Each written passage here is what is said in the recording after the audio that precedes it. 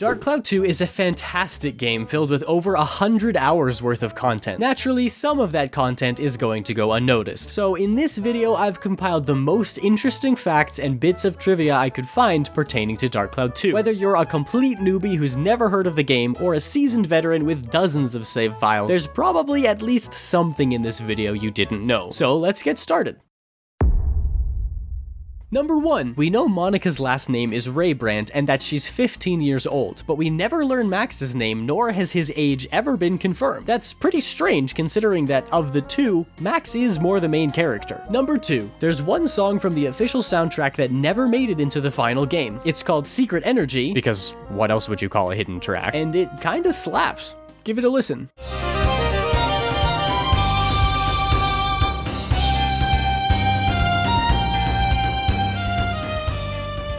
Number 3. Although small, Dark Cloud 2 does have a speedrunning community. The fastest time it's been completed, any percent with no major glitches, was set 4 years ago by a user named Close to War. They finished it in 5 hours, 2 minutes, and 40 seconds, which blows my mind because all my save files are over 100 hours. Good for you, Close to War. Good for you. Number 4. Most Dark Cloud 2 fans probably know that the game was released under two names, Dark Cloud 2 in North America and Dark Chronicle everywhere else. But did you know that in the North American version, Max's default outfit is different from the Japanese version? Originally, Max sported green overalls which were swapped for denim overalls in the North American edition, and the cover art was recolored to match. Number 5. As a result, the patch that should be on Max's denim overalls are missing in the cover art, because technically these aren't the denim overalls, they're the green ones that just had a color change. Number 6. Speaking of changing designs, Max was originally going to look very different. Character designer Jun Sonobe has stated that Max was supposed to have curly hair to match his father's, and that his hair was originally green. This was meant to complement his hair color with Monica's, but I won't lie, I'm glad that didn't happen. Number 7. Now, I'm not condoning cheating, but some exploits have been discovered over the years. One of these exploits is called the name change ticket trick. Once you've earned 40 medals, you can purchase a name change ticket from Mayor Need. If you use this to change the name of one of your weapons to the name of another existing weapon, the old weapon will transform to match its new name. For example, if you start with the classic gun and change its name to Supernova, you can instantly transform the worst gun in the game into the best gun in the game. It's an incredibly game-breaking glitch, and you can do it as many times as you'd like, provided you have the required medals to purchase tickets. Number 8.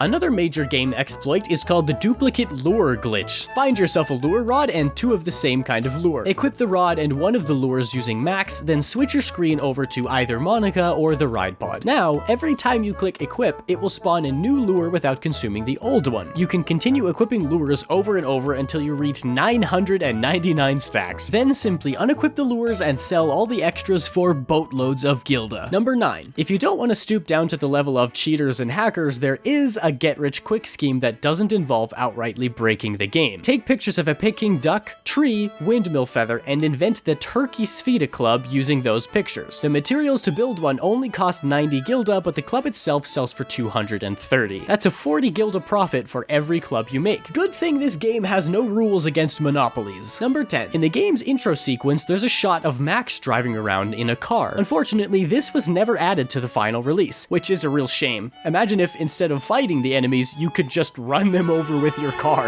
Number 11. There are 3 characters who show up in Dark Cloud 2 who first appeared in the original Dark Cloud. They are Osmond, Master Utan, and the game's secret final boss, Dark Genie. The name Steve is also brought back, but I gotta say, going from a slingshot to a giant mecha robot is quite the upgrade. Number 12. There's a total of 108 unique weapons for Max and Monica. Max has 22 right-handed weapons and 19 left-handed weapons. Monica has a whopping 48 right-handed weapons and also has 19 for her left. Number 13. If you include the ride pod, the total number of weapons in the game rises to 148. Steve has 5 melee and 5 ranged weapons, each with 4 variations for a total of 40 more weapons. Number 14. In the Japanese version of Dark Chronicle, Max's name is Yuris. This was likely going to be translated into English as Julius, but that idea was scrapped and the devs went for Maximilian instead. Number 15. Monica's past is the subject of much speculation. However, thanks to to a YouTube channel called Dark Cloud Compendium, we now have access to an official prologue describing Monika's life just before the events of Dark Cloud 2 take place. Link is in the description. Number 16. There are 12 status conditions that can be applied to your weapons. Here they are with their in-game descriptions.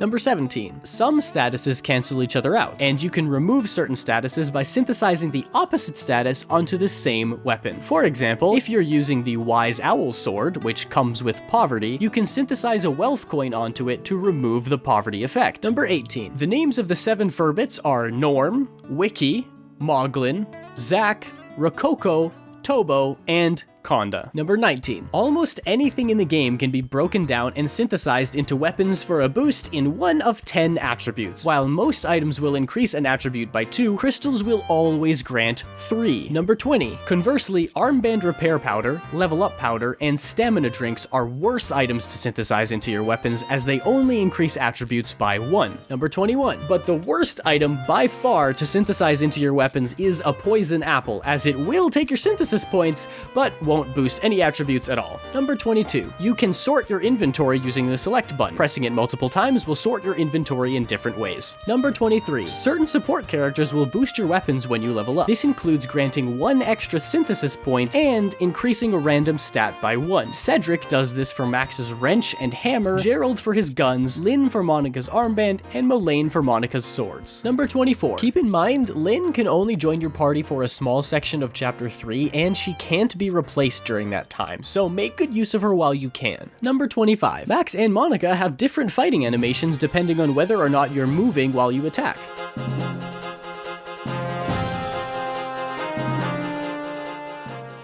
Number 26. In terms of maximum stats, the strongest weapon in the game is technically tied between Monika's 5-star armlet and her sword, the Dark Cloud. Their maximum stats each add up to a total of 2,799. Number 27. The second place positions belong to Legend, Supernova, Island King, and Love at 2,599 each. Although their secondary stats are lower, their maximum attack is actually higher than the Dark Cloud. Because of this, I consider the best weapon in the game to be the 5-star armlet. Number 28. Yes, you can turn off Steve's voice box by clicking on his core and selecting the voice off option.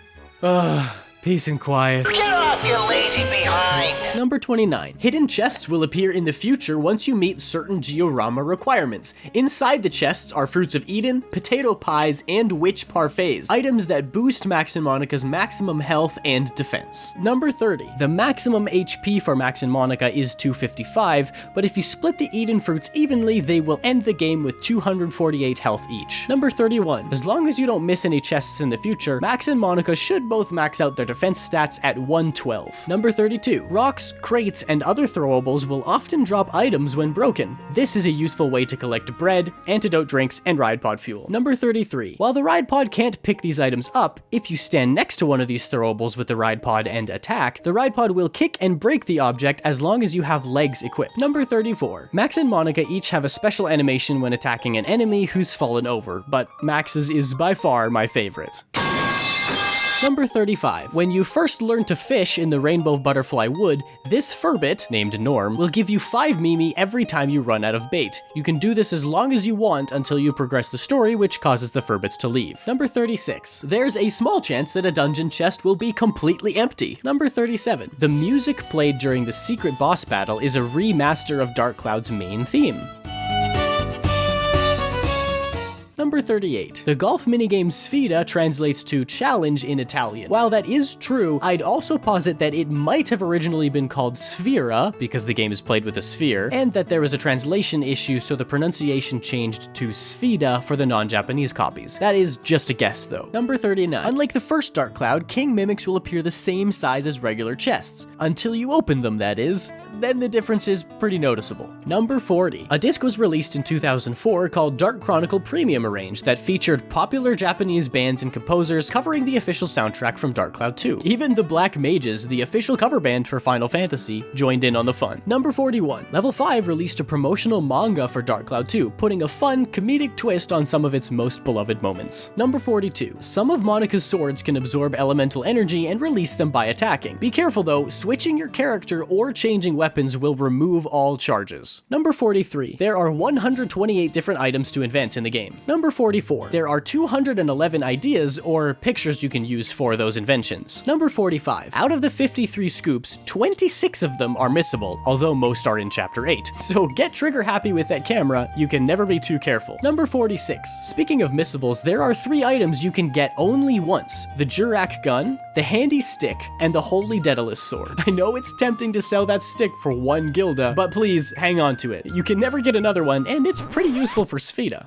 Number 47. Ghosts will occasionally pop up in different areas, but are only visible if you take a picture of them with your camera. Number 48. The fastest weapons in the game are Max's Grade 0, Sigma Breaker, Last Resort, and Monica's Griffin Fork and Muramasa. Number 49. You can deflect enemy projectiles if you time it just right, either with a regular attack or a charged one. Number 50. Okay, for this last one, I thought I'd bring up something I saw during my research. The Happy Clown present time seems to switch gifts each time. I thought this was a fact because I've seen it so often in my playthroughs, but apparently it's never been confirmed. To illustrate, say you picked the red box and got the better gift. Next time, the better gift is in the yellow box, so they should continue to alternate, right? Let me know in the comments what your experience is with this phenomenon, because the internet can't seem to decide right now. As you've seen, there's a whole lot of interesting trivia and lore behind Dark Cloud 2. It's still my favorite game ever, and if you haven't played it yet, hopefully this video encourages you to give it a try. If not, that's fine, at least you learned something.